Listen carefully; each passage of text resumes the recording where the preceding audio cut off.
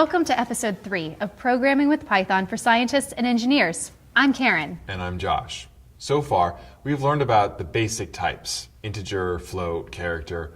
But in Python, we can have types where each variable stands for many items. These are called compound types, and the ones we shall study now are lists and strings. Lists are much like the name suggests, an itemized list where each entry is identified by a number. Suppose you make a grocery list like this. Groceries: 1, bread; 2, brown rice; 3, soup; 4, taco shells.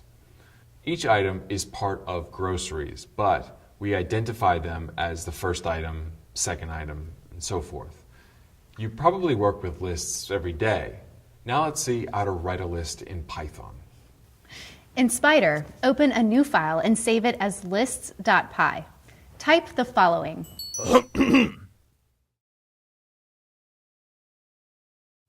And run. To refer to any one of the items, we use the name of the list followed by the item number in square brackets. For example, groceries, bracket 2. Did it print the grocery item that you expected? One important difference between our everyday lists and a Python list is that in writing, we normally count our items starting at 1, but in Python, we count from 0. The 4 items in our groceries lists are numbered 0, 1, 2, and 3. So groceries 0 in brackets would be bread. Whether we count from 1 to 4 or from 0 to 3, we still have a total of 4 items in the list. In Python, each element of a list may be of any type. Thus, we can mix characters, integers, and floating point numbers. For example, this. Also, an element of a list can be a list itself, like this.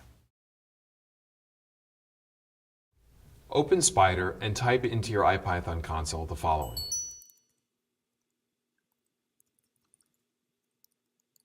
Then type this.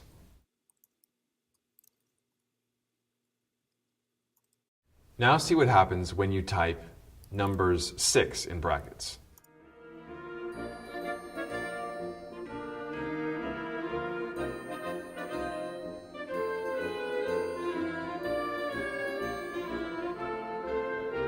Next, type this. What do you see if you type this? What about this?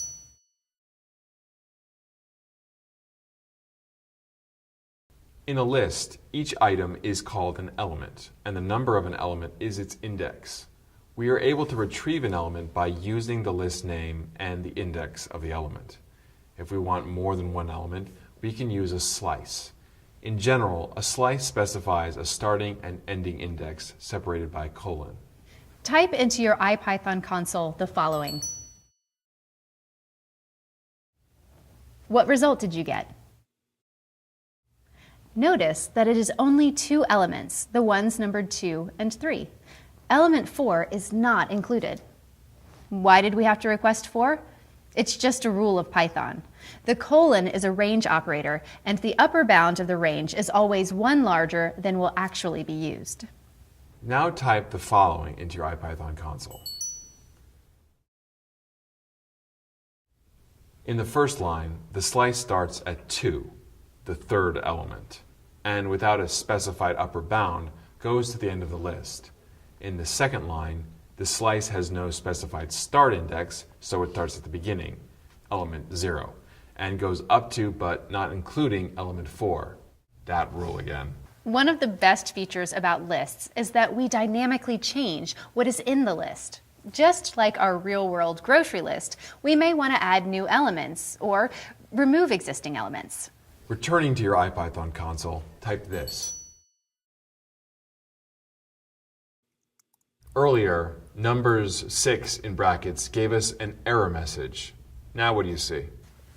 As we just saw, the pattern to add an element to a list is listName.append, open paren, element, close paren. This will always add the element to the end of the list. If we want the value to be placed in another location within the list, we use listName.insert, open paren, index, comma, element, close paren. For example, type this into your IPython console. Notice that 222 is at index number 3. Remember to count starting with 0. The elements that were in index 3 to the end of the list were shifted by one position to accommodate the new element. We can use this insert notation to place an element at the beginning of a list. But what if we want to remove an element from a list? The pattern for removing an element is the following. Type the following in your IPython console.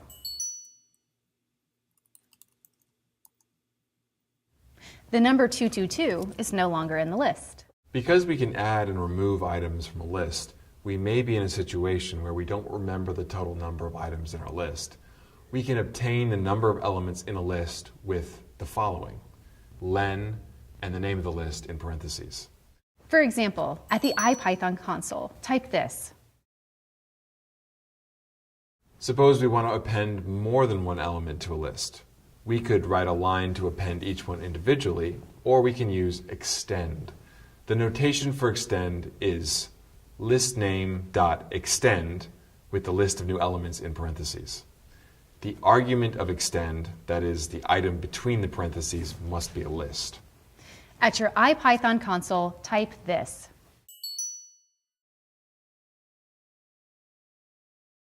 Observe that each element of the extended list was added individually to the original list. What is len, open paren, numbers, close paren, now? Do not confuse append and extend. Extend adds elements individually to a list. Append adds whatever is in its parentheses as a single element. At your IPython console, type the following. Observe that the length of the list has increased by only one element. This is because a list was added as the last element to the original list. Now type the following in the IPython console. This is a shorthand for numbers bracket len minus 1 bracket, and is the last element of the list, which happens to be the list that we appended. The concatenation operator plus is equivalent to extend. Concatenation joins two sequences. Yes, this is the same operator as for addition, but the task it performs is not addition because it is acting on a different type here, a list. In the IPython console, type the following.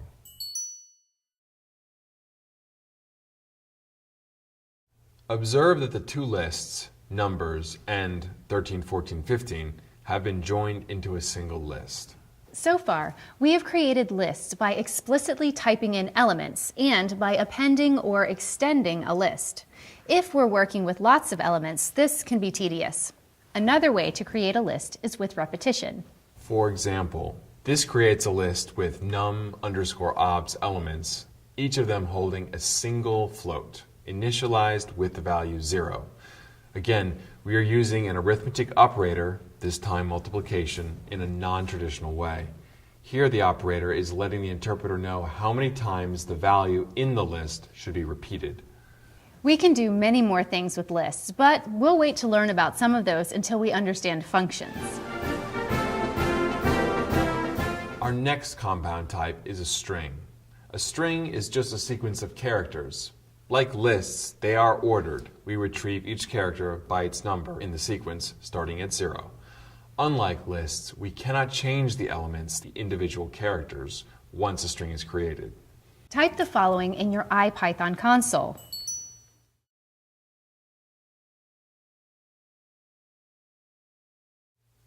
Here, len is the number of characters, including spaces and punctuation.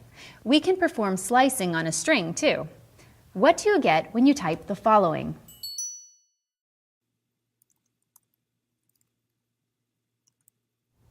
Now see what happens when you try this. That's illegal because you're trying to assign new values to the characters of the string. We have a general term for this. We say that lists are mutable because we can change them in place in the same variable. Strings are immutable because we cannot do that. All Python types are defined in the language as either immutable or mutable. To do what we want, we would have to use a new variable. String 2 equals double quote your first string double quote, or join the strings using concatenation, like this.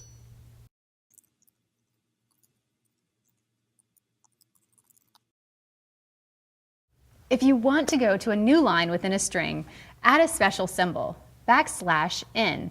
This is called a new line character. Observe the direction of the backslash. This is very important. If you use a slash, you will not see the expected results. The backslash tells the computer that the next character is an instruction. The letter immediately following the backslash provides the type of instruction. The in tells the interpreter move to the next line when printing the string. Another commonly used command is \t, which is a tab instruction. At your IPython console, type this. The print statement adds one new line by default, so when you attach one to the string, another is printed. This gives us a blank line in our output.